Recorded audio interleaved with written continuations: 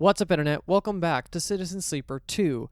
In the last episode, we got to Helion Gate. And here we have discovered that our old pal Junie is actually back.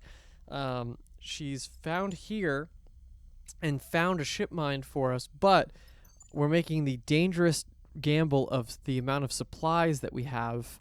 How much is that going to cost us if we don't go back to if we go back to Far Spindle to get more supplies? What is that going to cost us? Probably a lot, but I think we have to do it. So here we go. We're going to go and come back and then move on. Okay, so definitely let's try to make some money while we're here.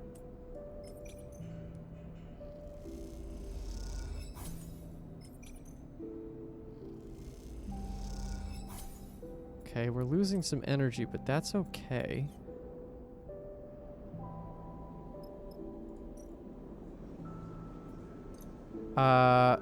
Let's fill the fuel. Fill supplies. Where are we at on...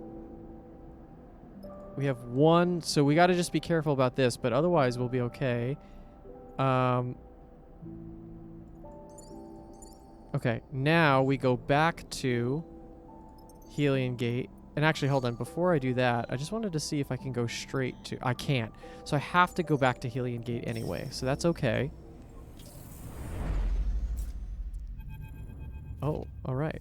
Sleeper, you hear Bliss's voice hiss as you pass through the rig's central corridor. You have to come see this. You follow their voice and find them floating outside the supply store looking in. Bliss holds a finger to their lips and nods inside. Quietly, she's eating. You look inside and see a cat floating inside, batting in a food pouch. The stray barely acknowledges you and your and Bliss's presence. Instead, angles its body to catch the droplets of liquid that are released from the transparent packet. Looks like we found our stowaway, Bliss smiles at you. Hey there, girl. Bliss whispers at the stray, beckoning. They hold their hands up so the cat can see them. Not here to take those rations away, alright? You both watch as the stray suddenly kicks away, twisting balletically through the air and gliding past you both out of the supply store. It catches one of the corridor's ribs, swinging itself to the wall where it perches and watches Bliss with big eyes. The comfort of its movement in zero-G is striking, and you realize you've never seen an animal navigate in microgravity before. You hear a sound and turn to find Seraphim arriving from the direction of the engine room. He stops dead in his tracks against the wall, staring at the stray. What the hell is that? Seraphim hisses his question at you both. It's a cat. What's a cat? Seraphim says the word strangely. Careful there. Bliss holds a hand up to Seraphim. Don't scare her. So that's a cat? Seraphim is watching the stray carefully, either fascinated or scared. It's hard to tell. I thought it'd be bigger. You ever seen a cat before? Where would I have seen a cat? Seraphim looks at you. Come to think of it, where have you seen a cat? The question makes you pause. Where have you seen a cat? Not in the belt, not in zero-G. You close your eyes and bring to mind the faint image of a cat stretching in the sun, somewhere warm, somewhere with weight, with gravity. You touch the fur of its back and it reacts, sliding against your hand. Careful! Seraphim's hissed warning brings you back. Bliss is reaching out to the stray. Shh, you'll scare her. Bliss makes a tutting sound. We had cats back on the eye, but they were in spin gravity there. The stray's big eyes watch Bliss's hand as it approaches. When they touch the top of her head, the stray does not move, does not react. Look at her leg. Bliss nods to the sleeve on the cat. She's been hurt before and taken care of. She's really scared. You see the cat is gently trembling with Bliss's touch, but slowly she settles and angles her head for Bliss to scratch her ear. The movement brings back the mysterious memory. What is its origin? Focusing on it makes your skin tremble, a shiver running up your arms. It's been breaking into our supplies, Seraphim has his arms folded and is looking at Bliss. Now that we've caught it, we should let it out. Look at her. She's not going to do that again. Bliss's eyes meet the stray's. You aren't going to do that as long as we feed you, right? That may be true, but we can't risk it happening again. What if we've been on a contract? Seraphim gives Bliss a reproachful look. We can't keep it. Bliss shakes their head. She's a stray. She needs a home, right, Sleeper? Bliss looks at you. We're keeping her. This is the easiest decision of the game. Bliss smiles widely, unable to contain their excitement. You won't regret it. They look at Seraphim. Plus, the rig is already full of strays as it is. I guess it is. Seraphim concedes. You have to feed her, though, Sleeper. She's your responsibility. She eyes the stray. He eyes the stray. I never thought a cat could eat so much. Seraphin's right. Looks like you'll need to keep feeding the stray every few cycles if you want her to stick around. This is gonna be expensive. Trust me, cats are worth it. Seraphin reaches out sheepishly towards the stray. As he does, the cat bats playfully at his hand as he pulls it away. If you say so, he sighs. I'm not really used to animals. You watch as Bliss tries to get Seraphin to pet the stray properly, guiding his hand to his ears for a scratch and explaining how to approach her. As you do, the memory of that other cat runs through your mind. It feels like a raw wound, one that if you touch it, it will only bring pain. But you can't help but pick at it, knowing that it might contain some distant part of you. Ooh. Interspecies solidarity is the achievement I just got. Make a home for the stray. I love it. That's so cool. Okay, so we should go on this contract, but first we should leave. We should just get anything that we can to scrape data, etc. Wonderful. Okay. Maybe we get that one more. See if we can do that. Nice. I think we needed 3. I think that's what we required, so that's great. Search for supplies. It would be great to get some fuel. Let's see what happens if we do that. Yes, excellent. Okay. And I'm not even gonna chance the other things.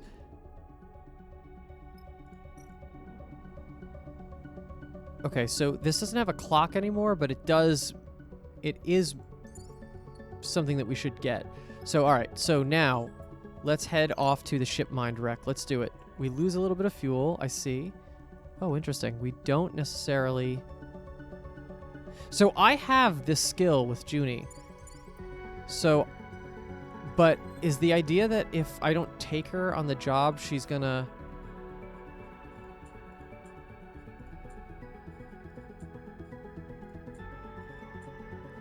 I think the idea is if I don't take her on this job,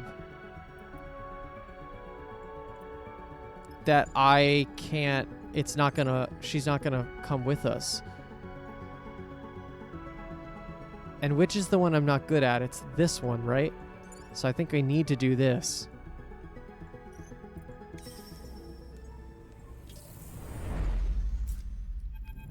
Okay, here we go. We're too far sunward, Sleeper. Seraphin turns back in his chair to look at you. I don't like it. It's hard not to agree. The coordinates Junie have found have drawn you out of Halion Gate and almost out of the belt completely, into the soft rubble-strewn transition with the Halion system to the edge of Conway-controlled space. That's why the ship is likely to be untouched. Junie surveys the wreck coldly. It's too far sunward for belt traffic to run into, and now with Conway drones patrolling the edge of the belt, it's even less attractive as a salvage site. Stay silent. Lucky us. Junie eyes you, trying to detect if you are being sarcastic or not. I doubt anyone has been here in decades, so actually I would say we are lucky. We need to be quick. Agreed. Seraphin flicks a few switches. We should assume the wreck is being watched, or at least is on patrol route. As you look out and see at the twisted wreck, As you look out at the twisted wreck, you swear you see a red light blinking between the stars. You exchange a look with Seraphin. He's seen it too. We better get to it, Sleeper. Seraphin begins unclipping from his seat, quickly and quietly. From what I understand, Conway drones run on automatic until they detect something of interest. Junie unclips too. So, as long as we are quiet, we don't have to contend with an operator, just automated search sweeps. With no weapons, I'd say we're screwed either way. Eugene shoots you a wink. I'd say it's better not to be seen, right, Sleeper? He gets out of the corner seat and glides towards the back of the ship to get suited up. You drift out of your chair and head towards the airlock, unable to shake the feeling of being watched. Being here is a risk, so you know that, but you need the ship mined, so no matter what happens, you won't be leaving here empty-handed. Okay, so we have an alert, but only one thing to do, so here we go. And we have some decent rolls all around, so I'll take it. Explore the ship, extract map data. Everything is dangerous. So, and Eugene can't do much, so let us just... I don't need to use that here. Let's use that here. Wonderful. Some of the ship's network architecture still functions. Accessing map data from it will help you explore the wreck.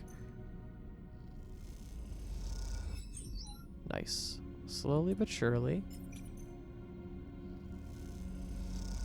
halfway there. I think I can use that 4 pretty safely. 2 stress on me. Okay. That's not great, but we can solve for that. I don't mind putting a little bit of stress on Junie. Okay, we got 2 more there. I have a 5 for Eugene, but not really anywhere to use it.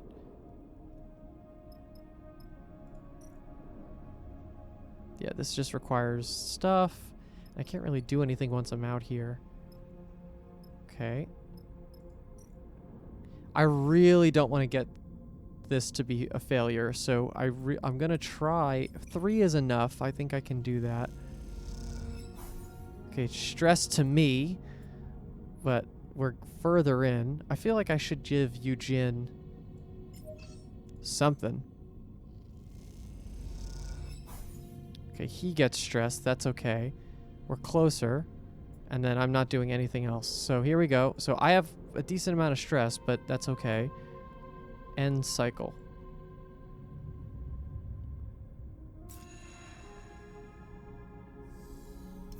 Ow. Okay, I have some dice damage. That's okay. Eugene is killing it. Except I don't need him, really. But let's see what happens if I get this. Maybe I can use him in the next round of stuff. Shit. Let's try one more. Nice. Okay, stress to them, but that's okay. You've located the ship mine cradle. Time to extract it. Junie leads you deep into the wreck through crushed and twisted corridors, floating panels and wires appearing suddenly in your headlamps like strange sculptures.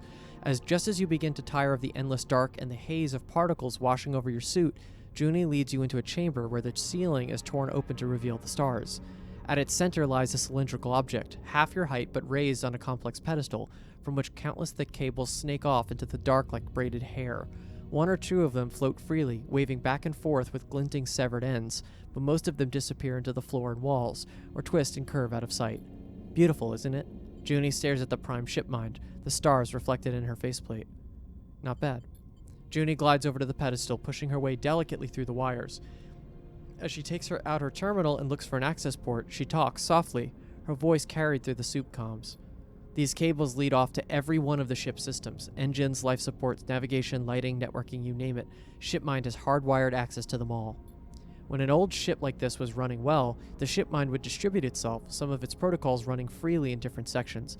It would be less like a single governing mind, and more like a load of systems clumped together to form a complex living machine. Think of a plant, rather a being. A plant with incredibly rapid processing power and a much more accelerated response time than your average tree. You watch as she finds an access port and slips a cable inside, slotting a translucent screen onto the top edge of her deck. Let's see here. Junie's screen fills with bright scrolling data. Incredible, there's just so much here. She hits a few keys. I'll start copying this over. It's everything I need. You watch as Junie starts rapidly tapping at her keyboard, her attention sucked into the data she's extracting. Junie, the ship mind? She snaps out of her trance. Sorry, yes, let me check. As I thought. She sighs. So, like I was saying, the protocols inside the ship mind are distributed, so when the strip mind is shut down unexpectedly, the protocols are rarely all contained in this unit. She places a hand gently on the cylinder. As is the case here, parts of it are trapped elsewhere in the ship's system nodes. She taps a few keys, which is a problem. There's always a problem. Luckily, Junie turns back to you smiling, you have me. If we rip this thing out now with parts of it protocols elsewhere, it's probably going to destroy itself the moment we turn it on. Though it doesn't matter that we're going to wipe the whole thing anyway. It'll be too late. The mind inside the ship mind will be broken. But if we find the nodes housing the distributed parts, power them up, and then disconnect them, the protocols will be sent right back into the ship mind here, and we can take it out clean. How do we find the nodes? We either ask the cradle very nicely, or we spend the next cycles following these cables to see where they lead. I've got an incoming signal. Seraphine's voice suddenly cuts through on comms, urgent and nervous. If you're lighting up the systems and networks down there, time to stop. You hear a click as Junie disconnects from the cradle, and the two of you exchange nervous looks, instinctively backing off from the ship mind. Suddenly, a faint red light glitters in the dark beyond the broken ceiling. You hold still. The moment stretches out, and you hear Junie's breathing through the comms. The light flashes, pauses, and then fades. You take a breath. Too close. Conway drone, Junie whispers, sniffing the network. We're clear, Seraphine chimes in again. I've turned off almost all the rig systems, but we need to be careful. Keep network activity to a minimum. Understood. Junie cuts in. But we'll need to access the networks to get the ship mind out quickly. Then I hope you're feeling lucky. There's a click as Seraphim closes the line. You and Junie look at each other again, and then at the ship mind, encased in its cradle, wrapped in cables. This isn't going to be easy. But again, when is it ever easy? Okay. Wreck cradle. Okay, good. So something that he's actually good at. So, track cables. If you want to keep the network quiet, your only option is to track the physical connections the cradle has with the rest of the ship. Cool. So, let's just let him get this done. We'll get at least a third of the way through here. Stress on him, but that's okay. Okay, and now I can take this one. This is good. Conway alert a little bit. Okay. I really can't take on a ton more stress. That would be great if I didn't have to. Never mind. There we go. Okay, so no more 2s and 1s. I think we have enough supplies and energy to keep ourselves going for another cycle. So fuck the 2s and the 1s. Here we go. End cycle. We're going to get hit with another damage dice, I think, here. Yeah. Okay, we might break a dice here, but that's okay. We can repair it. We just have to be careful about it. Okay, so first of all, let's just run it with Eugene. Christ.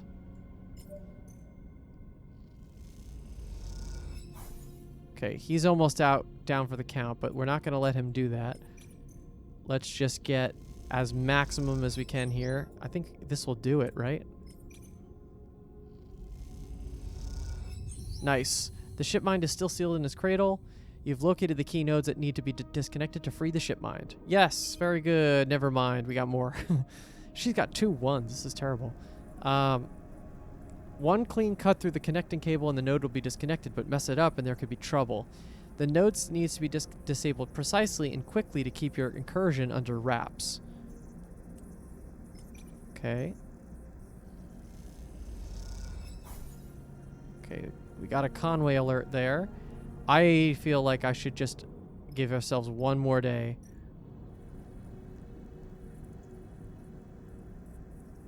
Oh, I see. It's the same. Okay, it's the same ask. It's just two different nodes. Okay. Yeah, I might break a dice here. Let's see. Hopefully not, but... Ow. Okay, I'm about to break all my fucking dice because of this thing. Okay. But I think we'll be alright. Okay, this is good for this one.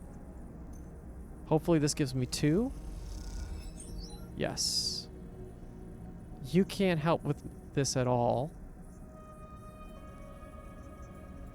Let's give me a 5. Try to get me at least 1. Okay, Conway's alerted, but that's okay. 1 more.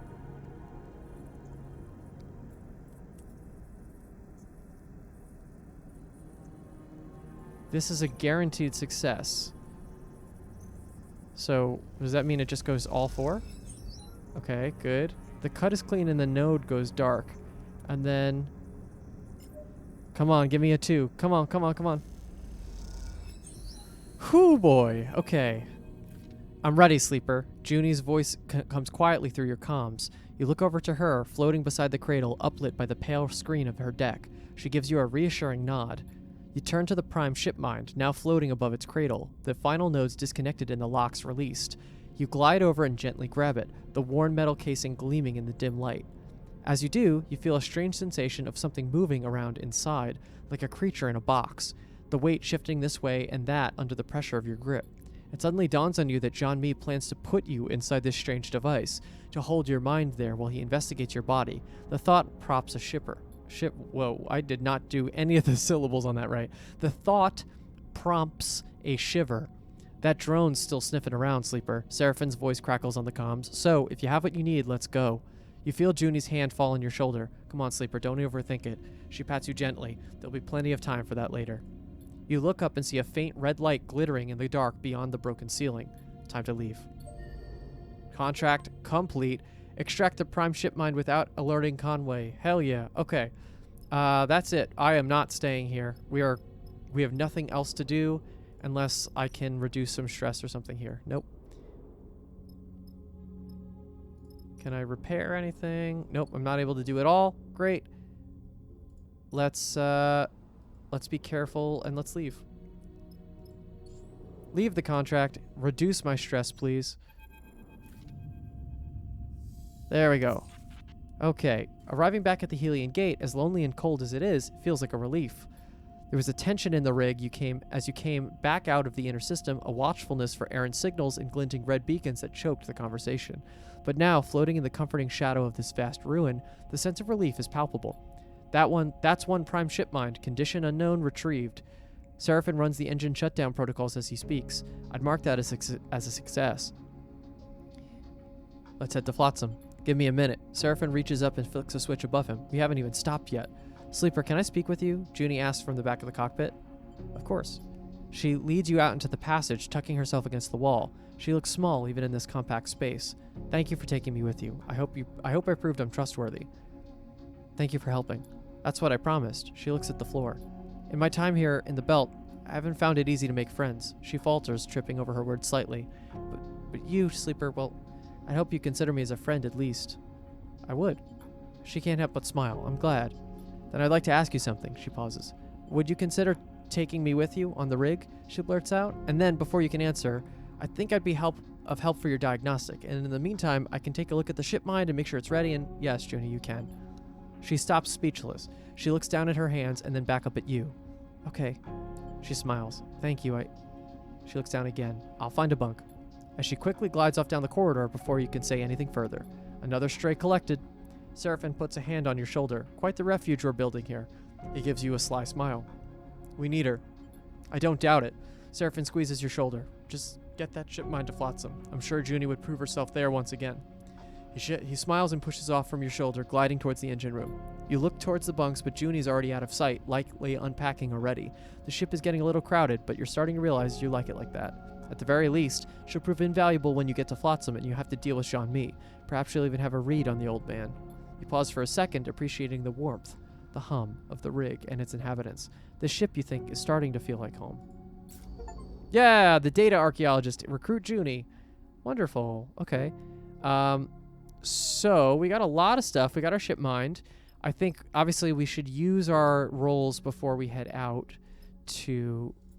So we're going to have to go back to Flotsam, but we need 8 fuel to do it. I can just get enough fuel. I have just enough fuel to go back to Far Spindle again if we want to, which I think we probably should. So it doesn't really make sense for us to do a lot of stuff here. Maybe we just try and see what we can get with that one.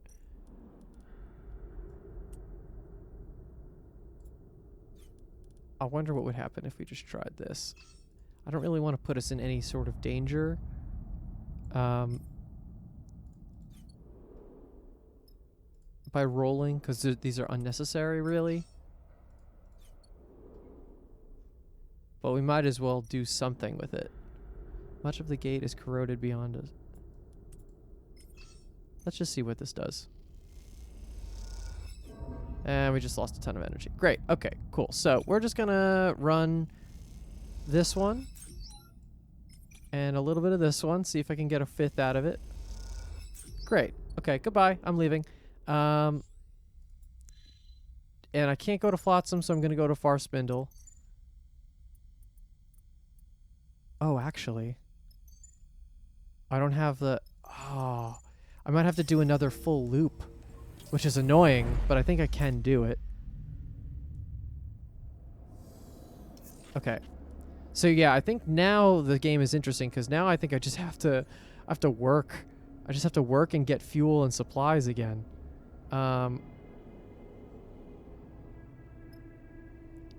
So if I don't really have raw scrap, do I? Okay.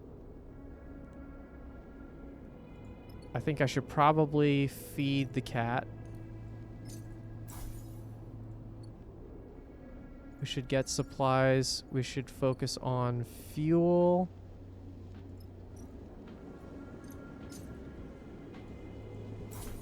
We're running low on cash, that's for sure. I don't really have enough money to do supplies. Do I have anything that can increase my... These are fine.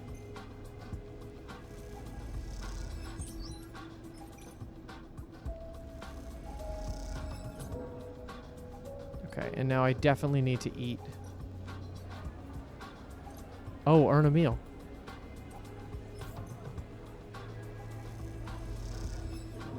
Okay, we got a little bit of energy. Great. I'll take it. And then off we go. We have the fuel, so let's go now to Flotsam.